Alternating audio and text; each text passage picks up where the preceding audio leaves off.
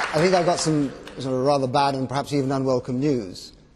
We are seeing the end, I'm afraid, of the era of cheap fuel, cheap food, and cheap travel. Now, I don't like that very much, and I understand the electoral consequences of that, but let me give you a fact. There are now 10 million new cars every year that come onto the roads in China. The number of cars coming onto the roads in India are about an increase of 7% a year. The fact is that there are other nations in the world who are now quite rich, quite able to buy these things, and the simple laws of supply and demand mean that we will see, I'm afraid, I don't care what steps you make about the fuel escalator, we're going to see the price of food and energy go up, probably other things like travel as well. Now, we better start coming to terms with that.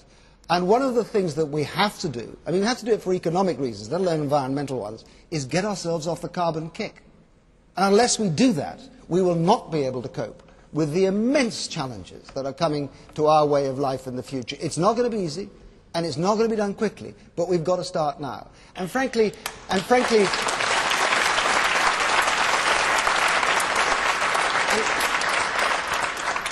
some of this stuff, saying government's got to do what they, of course government's going to do what they can to begin to soften that blow.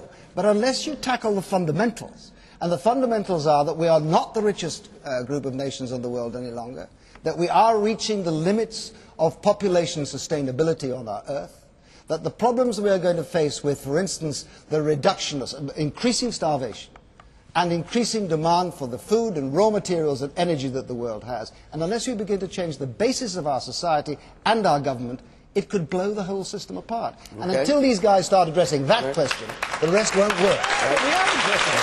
Hold on. Let's